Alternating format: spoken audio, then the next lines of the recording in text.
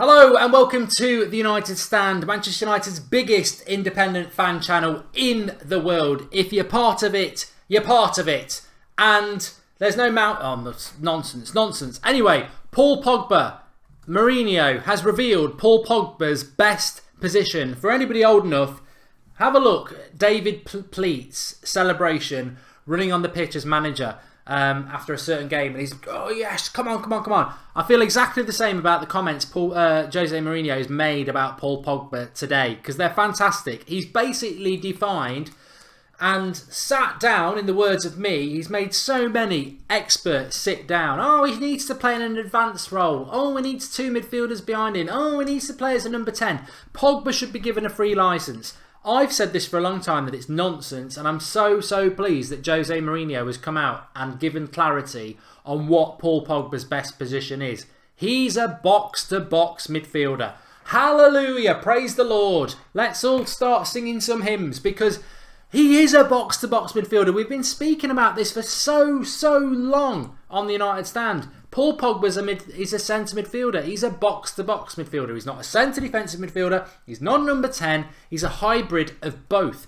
You cannot just say to Paul Pogba, you ain't got to track back. You ain't got to track back. Just you hang around in the attacking positions, because if you do that, you lose Pogba's ability to hit 40-yard passes, which are defence splitters. And also, my favourite thing about Pogba, which is totally unique, and I've not seen it since the days of Paul Gascoigne, which is the late 80s, early 90s. That's how long ago. He is a midfielder who, with the ball at his feet, can run past a midfielder. He can take them on. They are a rare breed. You don't see them very often. It's like, you know, the last time we saw a midfielder who could do that, Liverpool won a title, and that was a long time ago in a galaxy far away. So I don't want Pogba just to be exclusively an attacking midfielder. Don't worry about your defensive responsibilities. That's hard when you've had 3 pints. He is a physical specimen, Pogba. He is tall, he is athletic, he is strong. He shouldn't just be hanging around in the number 10 position. He's a box-to-box midfielder, and that's what Mourinho said. It's about the damage he does in both boxes. He's a box-to-box midfielder. As we discussed with the tactical show we did yesterday lunchtime, the problem with Pogba is he's probably having to do a little bit too much defensively at the moment in a midfield 2 with Matic. What we need to do, and Mourinho's already alluded to this, is we need to go and buy a midfielder that can fill that midfield in a midfield 3, I believe, with Matic. Though 2 midfielders, Matic holds the midfield, and you've got 2 midfielders who are box-to-box, and they can share the load. But Pogba, 100% is a box-to-box midfielder, and Mourinho is spot on, and of course he is. He's the manager of the biggest club in the world, and he's a very successful manager who knows his stuff. And he basically said it himself. All these so-called experts saying Pogba needs a free role, Pogba needs to just focus on the attack side of things, they clearly have no idea about football at all, and are just saying it just to be, you know, to get liked at moments when people are discussing Pogba's position. Pogba at the moment is not a box-to-box midfielder in a lot of games. He is having to focus on his defensive responsibilities a bit too much. But he's not a number 10. He's not a number 10. We saw in the first couple of months of Pogba's career at Manchester United, he's not a number 10. We played him as a number 10 away to Liverpool last season, and he just got totally lost. He's not a number 10. Number 10's too high up the pitch for Pogba. Pogba does most of his damage from the centre circle, whether it's driving forward or hitting longer passes. He must play box-to-box. And as many of you have said, 4-3-3 is the way forward. You need a centre defensive midfielder behind there for the discipline, and then have Pogba with another midfielder who are box-to-box. That is how it will work with Pogba. And Mourinho's hit the nail on the head, and I am 100% ecstatic about that comment, because that's the way we need to go. Pogba could be more consistent, let's be honest, in the big games. He's been average at best, says Happy Ricks. I'm not going to move away from that comment. I think, you know, we're talking about Pogba's best position here. I'm not going to say Pogba's been, you know, spewing up gold for the whole season. He hasn't. He's been good at times. He's much better than last season, but he has had to play in numerous positions. But the box-to-box thing is a very positive. All the top teams in Europe play 4-3-3, says Chris. And hate it when fans say something for months and months and the manager decides to do what the fans want and gets all the credit, says Widham7. look, Mourinho's paid hundreds of thousands of pounds a week. He ain't going to admit, oh, I saw something on a fan channel and decided to copy a quote. And Pogba, the thing is, all the pundits, all the experts saying Pogba needs to play more advanced, they're wrong. If you know anything about Paul Pogba, you take a massive part of his game away if you just say focus on the final third of the pitch. I've never seen, if he goes to the levels I think he can do, I can't really think of any centre midfielder in world football who is capable of skinning players. And we've seen him do it on the right hand side and the left hand side, but he can pick the ball up in the centre circle and run past somebody, and that is unique in the modern game to be able to do that, and it creates so much space for others. But we do need to sort our midfield out to bring the best out of Paul Pogba.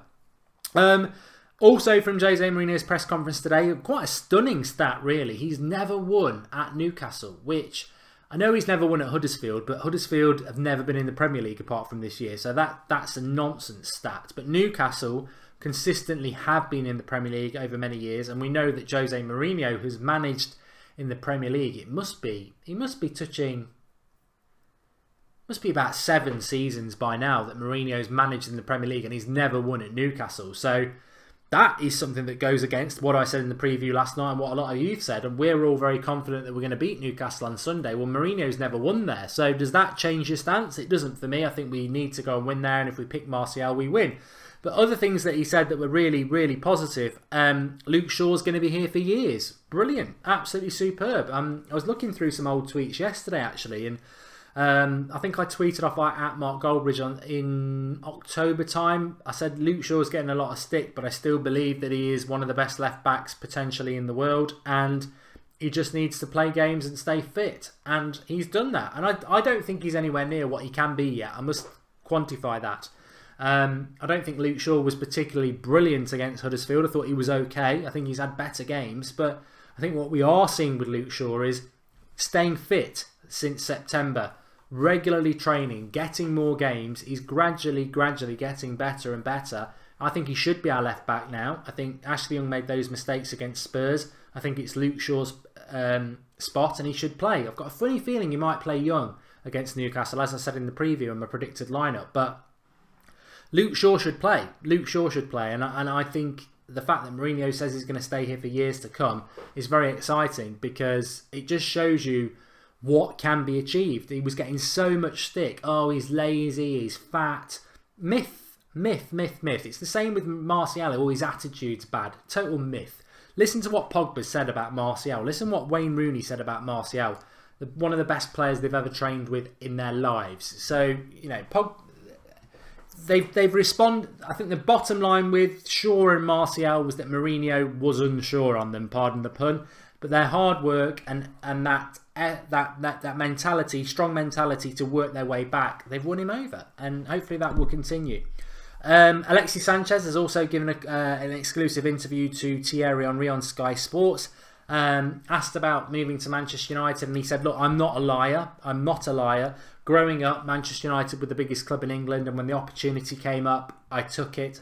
I want to develop and learn more, and I want to win everything. These are words from Alexis Sanchez's mouth. Now, obviously, there's going to be bitter Man City fans, about 5 of them. That's their total support, and there's going to be Arsenal fans who will still moan about it. But I saw a tweet today on the United Stand account, and it was a picture of George Best, and it was something along the line, we've just had the Munich tragedy, and talking about that team and how it was obviously one of the best teams there's ever been, cut short because of the tragedy. And then I saw the picture of George Best, and I thought about Dennis Law, and I thought about Bobby Robson, and I thought about Roy Keane, and I thought, you know what?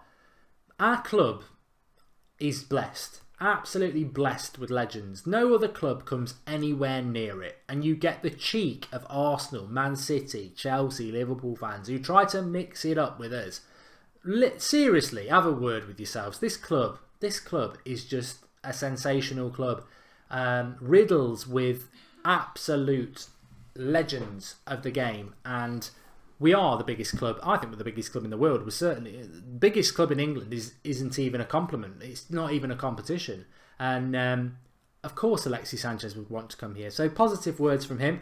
Mkhitaryan, just want to bring him in because obviously I know that a lot of people didn't want him to go. I did.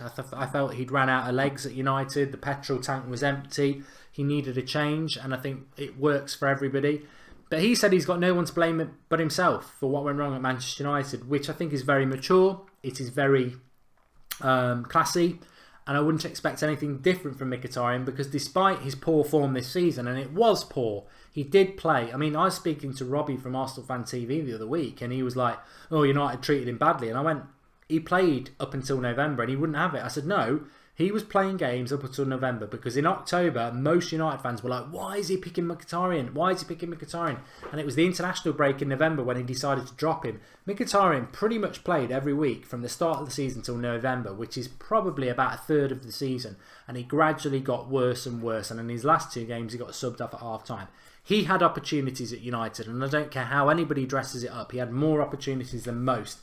So it's very refreshing that he came out and said it's no one's to blame except me, because that is the truth. You know, it's easy for us to say that now he's left, but it is the truth. Mourinho gave him loads of opportunities. He played him on the right, he played him on the left, he played him as a number 10. It just didn't work out. And I do wish him all the best at Arsenal, apart from the fact I don't wish him all the best that it turns Arsenal into a competitor for us. At the moment, they're a mid-table club, and if that's where they stay, I hope Mkhitaryan does quite well. But very mature of Mkhitaryan, and as I said a few weeks ago, I've got a lot of time for him. I'm sure he really gives a damn about that, but I have, because he reminds me of Mata in the fact that, you know, football intelligence, maturity, he comes across as a nice bloke. It just didn't work out United, and sometimes it doesn't. We see a lot of United stand in the Ethiopian community, says Ail Kabida. Well, shout out to the Ethiopian community. You just never know. You never know with United standing. You never know with Manchester United. We're a global club, and that's the brilliance of this football club that we all love and support. So, big shout out to everybody.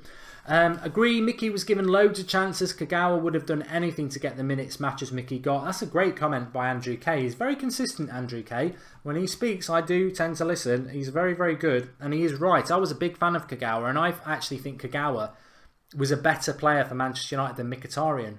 He just never seemed to get the opportunities, and I think that was always a shame, because he was managed by Moyes, wasn't he? And it didn't work out. But no, I'm not a hater of Mkhitaryan. I hope it works out for him, but it definitely comes to the end at United. Andrew Southwick says, please like and share and subscribe, guys. Thank you, Andrew. Yeah, please do drop a like on the video. Subscribe to the channel if you're new. We're on that road to 200,000 subscribers now, so keep spreading the word.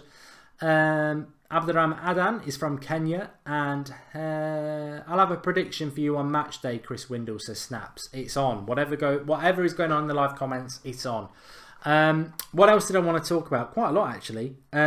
Interestingly, I'm thinking about doing a watch along. Let me know what you think. I presume it'll be on the MUTV channel.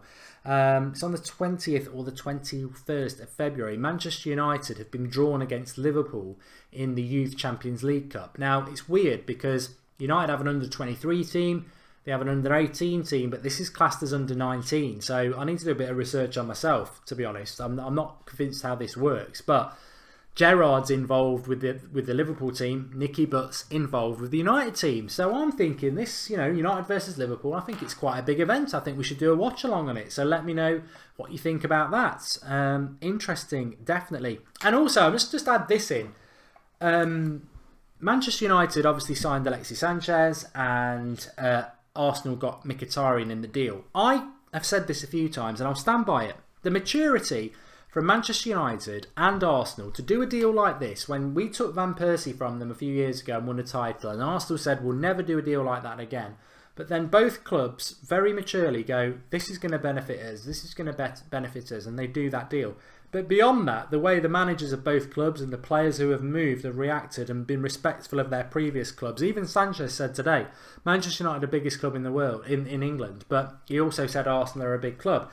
Mark Mkhitaryan hasn't taken the opportunity to have a pop at Manchester United. I take responsibility. It's totally on me.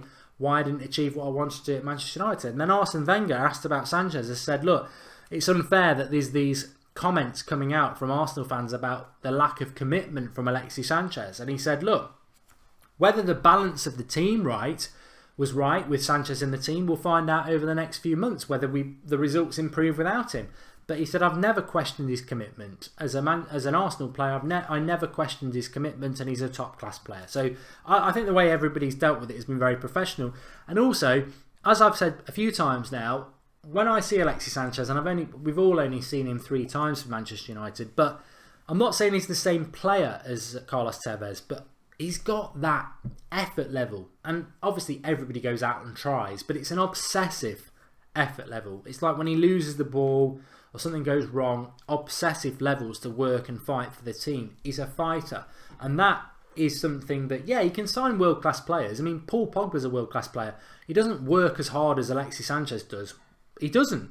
And that just shows you the levels. I'm not criticising Pogba, Lingard, Martial, Mata or anybody else.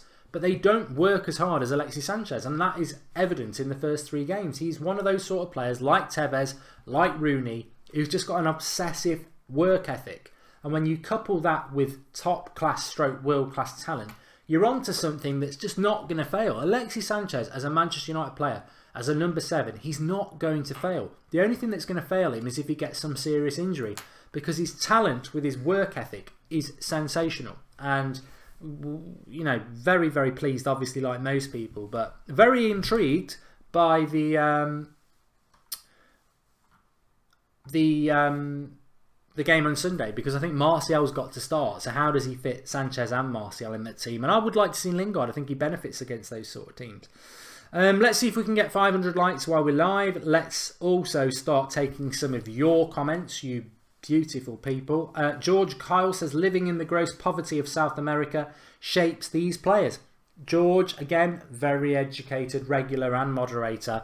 Very articulate and has a lot to say. I think you're spot on, George, about the South American poverty, and it shapes their mentality. But also, as I've said before, I'm not going to totally blow wind up their backside, because also what you see with a lot of South American players is, because of what you've said there, living in poverty, money is a driver. And we've seen it. You know, you look at Oscar at Chelsea, 26 years old, in his prime, playing in the Premier League, Champions League football, pinnacle of football. You're going to win the trophies that matter. Goes to China. Ramirez goes to China. Neymar from Barcelona, the pinnacle of football, to PSG for money. That happens a lot with South Americans as well. The word mercenary, is it too harsh? But some of them are. They are. And that is because of their backgrounds. It's like money is like, oh my God, I can feed my whole entire family for the next 300 years with this deal. And that is because of the poverty as well. So there's 2 sides to the coin. The positivity is the work ethic with some of them. The negativity is, if they're at your club, is the moolah, the dollar. They're after that. Sanchez could influence Vidal to United. Thoughts, Mark? Chilean compatriot, says Shadow. I would take Vidal. I spoke about that a couple of weeks ago. He's another player who's sort of in that older echelon, I suppose.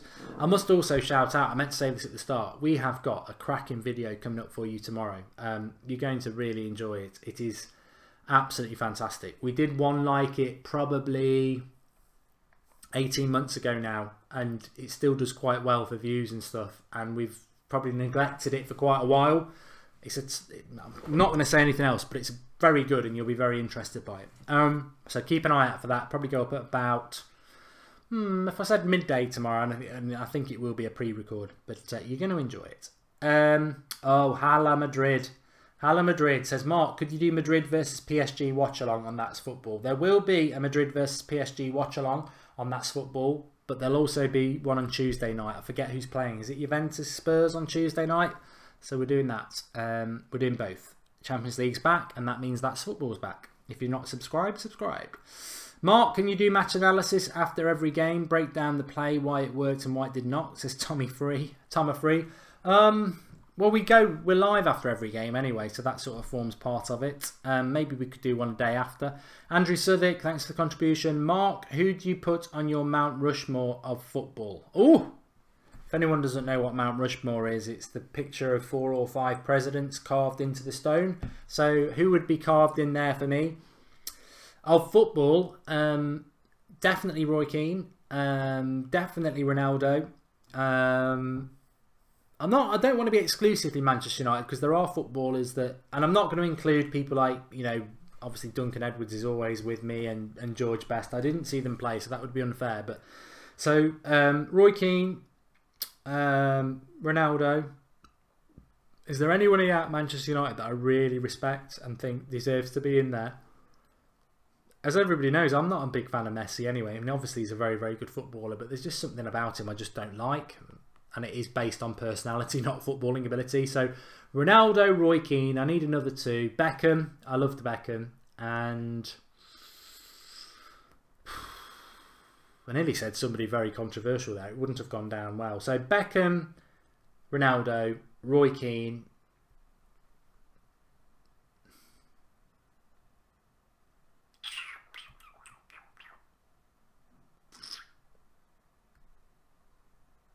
I'm very tempted because I started the show talking about him. I'm very tempted to say Fellaini. No. I am very tempted to say Gascoigne. He was very good. He was very, very good.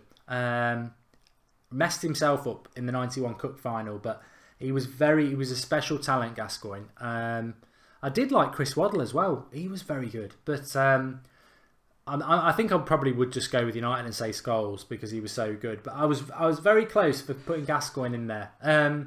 As for foreign players, I grew up in an era where you didn't really get to watch wall-to-wall European footballers like you do now. The closest one I probably would say is Zidane. But again, Zidane was around... When was Zidane? Right, like the 90s and the noughties. Again, it wasn't wall-to-wall football like you get now. And so, yeah, I think I'd be happy with Keane, Ronaldo, Beckham and Scholes / Gascoigne. That would be my four.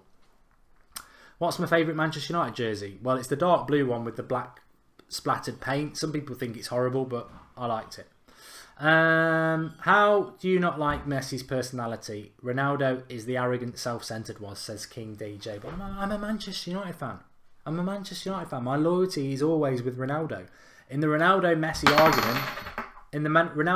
argument, I choose Ronaldo every time and twice on Sunday. And I've said this so many times, I hate doing the Ronaldo versus Messi debate because it's so aggressive and divisive. But if I was a manager of a football team and I had to choose between Ronaldo and Messi, the way I play football and the way I want to see teams play football, it would be Ronaldo. Because you can put a cross in the box and he can win a header. He can go past people. He's fast. He's skillful and he can score goals. Messi doesn't have that ability in the air, the hold-up play. He's not the... Ronaldo's the complete specimen.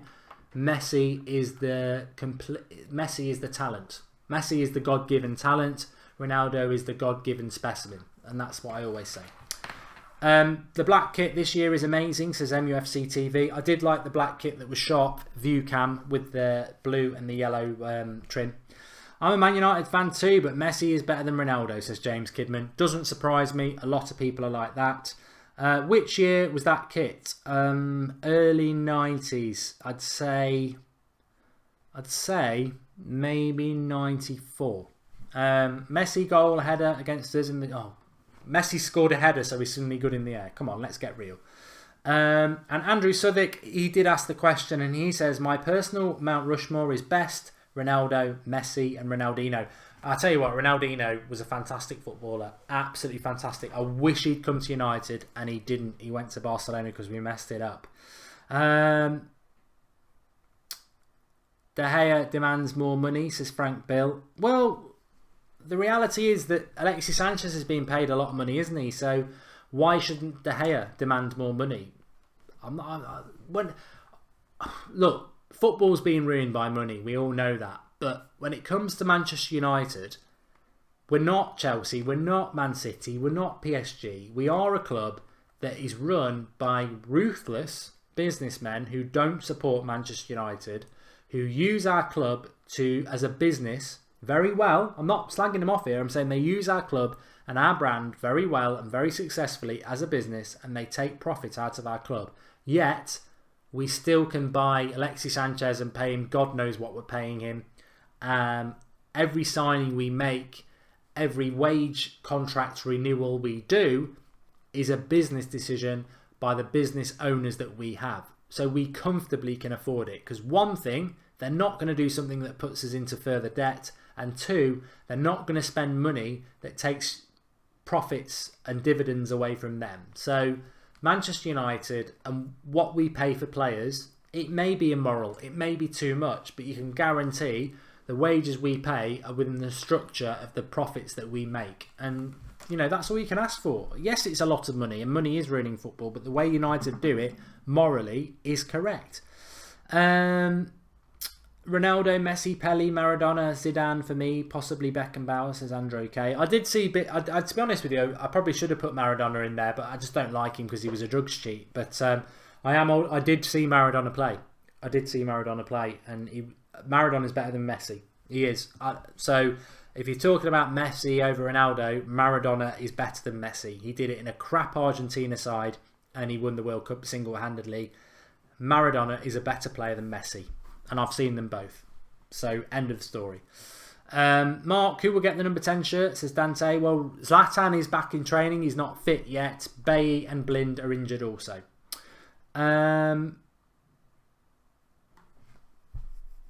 Bleacher Report saying that Edison is the number 1 goalkeeper in the Premier League. Oh, God. I'll tell you what. I've told you. I've been saying this for a long time. Journalism is going downhill.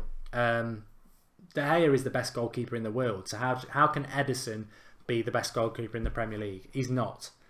Anti-United agenda press. That's what it is. They do it on purpose to wind people up.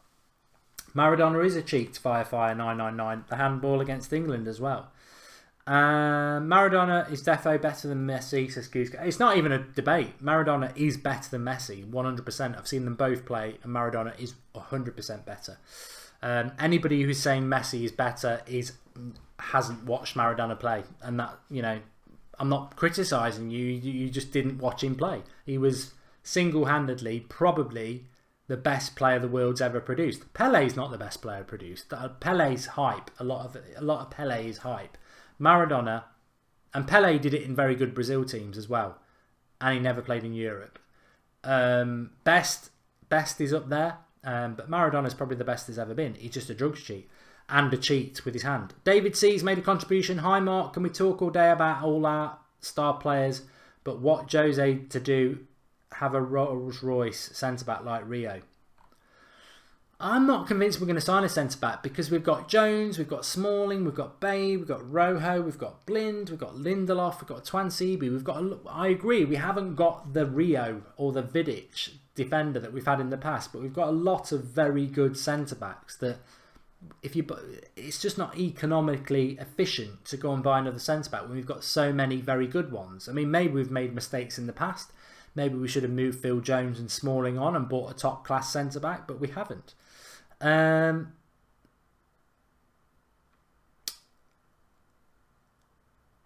Blind injured just when we decided to sell him, says Af. Yeah, well, he'll be gone in the summer.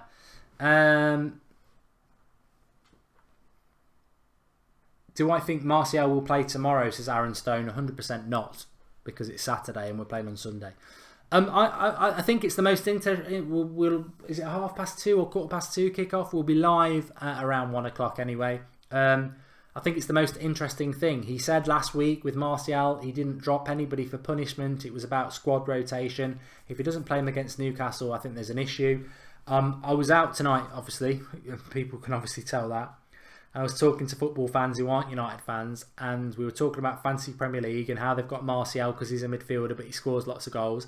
And they were saying, as non-United fans, why is he not playing? Why is Martial not starting every game? It is so logical. Well, I said, well, Mourinho, it's Huddersfield at home, didn't necessarily need to pick him. If he doesn't pick him against Newcastle, there's an issue, and Mourinho is wrong. But let's give him the benefit of the doubt.